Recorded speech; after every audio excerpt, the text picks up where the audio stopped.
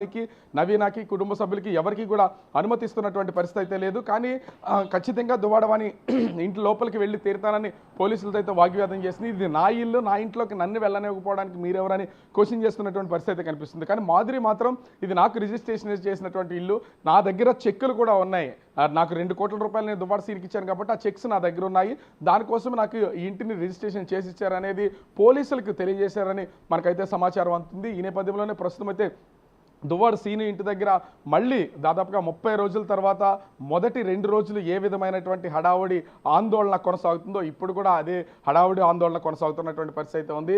ఈ రోజు మాత్రం ఎట్టి పరిస్థితుల్లో తలుపులు పగలగొట్టైనా సరే దువ్వాడ వాణి కూతురు అదే నవీన వీళ్ళైతే ఖచ్చితంగా ఇంటి లోపలికి వెళ్తాం, అసలు మాధురి ఎవరు ఇంటి లోపలికి రావడానికి, ఇంటి లోపల మాధురి ఏం చేస్తుంది, ఆమెకి సంబంధం ఏంటి, ఈ ఇంటికి మాధురికి సంబంధం ఏంటి, దువ్వాడ సీనుకి మాధురికి సంబంధం ఏంటని దువ్వాడ వాణి అయితే ప్రశ్నిస్తున్నటువంటి పరిస్థితి అయితే మనకు కనిపిస్తుంది.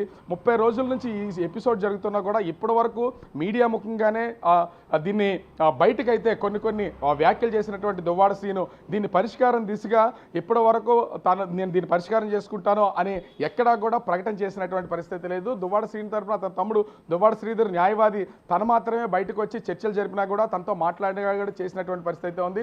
ఈ నెల రోజుల్లో కూడా దువ్వాడ శ్రీను, దువ్వాడ వాణి, అదేవిధంగా మాధురి అటు మీడియా ముఖంగా తెలియని వారంటూ లేకుండా ఉన్నటువంటి పరిస్థితి అయితే ఉంది. అంతగా బయట ఒక పబ్లిసిటీ అనేది పీక్ వెళ్ళినటువంటి నేపథ్యంలో ఈ వివాదానికి సంబంధించి ఎంతో ఇంట్రెస్టింగ్ అనేది తెర మీదకి వచ్చినటువంటి పరిస్థితి కనిపిస్తుంది. అయితే కొంతవరకు సర్దు మణిగింది అనుకున్నటువంటి సమయంలోనే మధ్యలో ఆ దువ్వాడ సీను మాధురితో మాట్లాడినటువంటి ఆడియో అంటే ఫోన్ కాల్ రికార్డింగ్ బయటకు రావడం, తర్వాత మళ్ళీ ఇది చర్చకి దారి తీసినటువంటి నేపథ్యం కనిపిస్తుంది.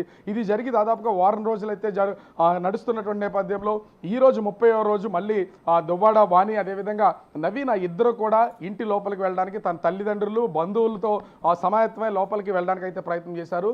దువ్వాడ శ్రీను కూడా అంటే 2 డోర్లు మేజర్గా ఆ ఇంటి లోపలికి వెళ్ళాలంటే 3 ప్రధానమైనటువంటి డోర్లు ఉన్నాయి. అది ఫ్రంట్ నేషనల్ హైవే వైపు ఒకటి, ఇంటి బ్యాక్ సైడ్ ఒకటి, అదేవిధంగా ఆ ఇంటికి లెఫ్ట్ సైడ్ ఒకటి, మొత్తం 3 ప్రధానమైనటువంటి డోర్లు ఉన్నాయి. ఆ డోర్లకు సంబంధించి కూడా మొత్తం 3 భాగాలుగా అతను పైకి కనిపించే డోర్తో పాటుగా ఇన్నర్ డోర్స్ని కూడా సెట్ చేయడంతో పాటు ఆ గోడకి ఐరన్ రాడ్స్ని లోపల నుంచి వీళ్ళు ఓపెన్ చేస్తే తప్ప బయట నుంచి లోపల ఎవరికి వెళ్ళడానికి వీలు లేకుండా ఉండేలాగా పకడ్బందీగా ఇప్పటికైతే ప్లాన్ చేశారు. ఒకవేళ డోర్లు పగలగొట్టినా కూడా లోపల ఉన్నటువంటి ఐరన్ రాడ్స్ని ఆ సిమెంట్తో సహా వాటిని పగిలిస్తే తప్ప లోపలికి వెళ్ళే అవకాశం అయితే లేదు. కానీ ఖచ్చితంగా డోర్లు పగలగొట్టుకునైనా సరే మాకు హక్కు ఉంది, ఈ హక్కు ప్రకారం మేము ఇంటి లోపలికి వెళ్తామని దువ్వాడ అని చెప్తున్నటువంటి పరిస్థితి కనిపిస్తుంది.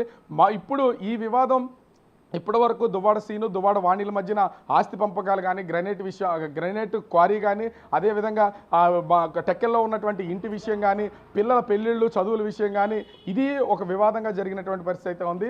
దువ్వాడ సీను ఎట్టి పరిస్థితుల్లో అంగీకరించినటువంటి ప్రస్తుతం వివాదం జరుగుతున్నటువంటి ఇంటి విషయం రాసివ్వడం, అదేవిధంగా విడాకుల విషయం ఇదైతే తెగినటువంటి పరిస్థితి అయితే లేదు. కానీ ఇప్పుడు దువ్వాడ సీను అనే వ్యక్తి ఎపిసోడ్ అయితే పక్కకి వెళ్ళిపోయినటువంటి పరిస్థితి కనిపిస్తుంది. ఇప్పుడు దువ్వాడ వాణి మాధురిల మధ్యనే ఈ వివాదం ముదిరే అవకాశం అయితే కనిపిస్తుంది. ఎందుకంటే 2 రోజుల క్రితమే దువ్వాడ మాధురికి ఈ ఆస్తి మొత్తాన్ని కూడా రాసిచ్చారనే వార్త బయటకు వచ్చినటువంటి నేపథ్యంలోనే నిన్న కోర్టు నుంచి తనకి ఆర్డర్స్ రావడం, దువ్వాడ వాణికి ఆ దువ్వాడ వాణి ఆర్డర్స్ కాపీస్ తీసుకుని పోలీసులకి చూపించి లోపలికి వెళ్ళే ప్రయత్నం చేసినటువంటి నేపథ్యంలో ఇప్పుడు అంటే ఈ ట్రయాంగిల్లో దువ్వాడ శ్రీను అనే వ్యక్తి పక్కకి వెళ్ళి మాధురి, దువ్వాడ వాణి వీళ్ళిద్దరి మధ్యనే ఇప్పుడు వారైతే స్టార్ట్ అయినటువంటి పరిస్థితి అయితే ఉంది. ఇది నా ఆస్తి కాబట్టి నేను ఎట్టి పరిస్థితుల్లో నా భర్త ఆస్తి, నా పిల్లల ఆస్తి, మా కుటుంబ ఆస్తి కాబట్టి నేను లోపలికి వెళ్ళి తీరుతానని చెప్పి దువ్వాడ వాణి చెప్తున్నటువంటి పరిస్థితి ఉంటే, నాకు 2 రోజుల క్రితమే ఇది అధికారికంగా రిజిస్ట్రేషన్ చేసి నాకైతే ఇవ్వడం అయితే జరిగింది. నేను దీంట్లో 2 కోట్ల రూపాయలు పెట్టుబడి పెట్టాను కాబట్టి ఇది నాకు సంబంధించినటువంటిది, దీనికి సంబంధించినటువంటి పత్రాలు నాకు ఉన్నాయని మాధురి పోలీసులకు చెప్పినటువంటి పరిస్థితి అయితే ఉంది.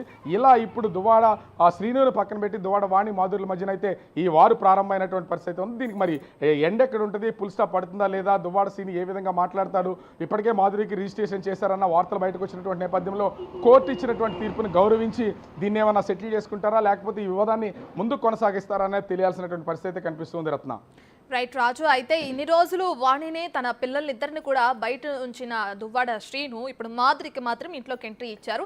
సో వాణి ఏమని ఆరోపిస్తున్నారంటే వస్తూనే ఉన్నారు, మాధురి వచ్చి కలుస్తూనే ఉన్నారు, ఇంటికి రావడం జరుగుతుంది, ఇంతకుముందు కూడా ఇప్పుడు కూడా జరిగింది అని చెప్పి ఒక ఆరోపణ అయితే ఉంది. సో ఇదంతా పక్కన పెడితే మాధురి ఇంటిపై నుంచి వీడియో కూడా తీస్తున్నారు. ఇది ఒక రెచ్చగొట్టే చర్యగానే చూడొచ్చు. దీన్నంతా ఎలా చూడొచ్చు అంటారు? అంటే ఇక్కడ ఖచ్చితంగా ఒక దాన్ని మనం గమనించాల్సినటువంటి విషయం అయితే ఉంది.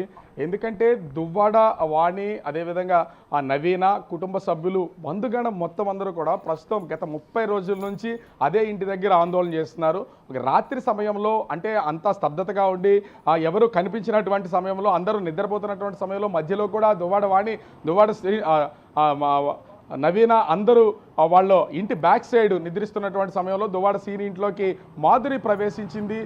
2-3 సార్లు ఆ ఇంట్లోకి వెళ్ళిందనే ఆరోపణలు కూడా ఉన్నాయి. ప్రచారం కూడా జోరుగా జరుగుతున్నటువంటి పరిస్థితి ఉంది. అయితే 2 రోజుల క్రితం మాధురికి దువ్వాడ సీని ఆస్తికి సంబంధించినటువంటి పూర్తిగా హక్కులు రాసిచ్చినటువంటి నేపథ్యంలో ఇల్లు ఆ స్థలం కానీ, కట్టినటువంటి నిర్మాణంలో ఉన్నటువంటి ఇల్లు కానీ ఆ మాధురికే సంబంధించినటువంటిది కాబట్టి ఆమె ఇంటి పైకి వెళ్ళినటువంటి పరిస్థితి కనిపిస్తుంది.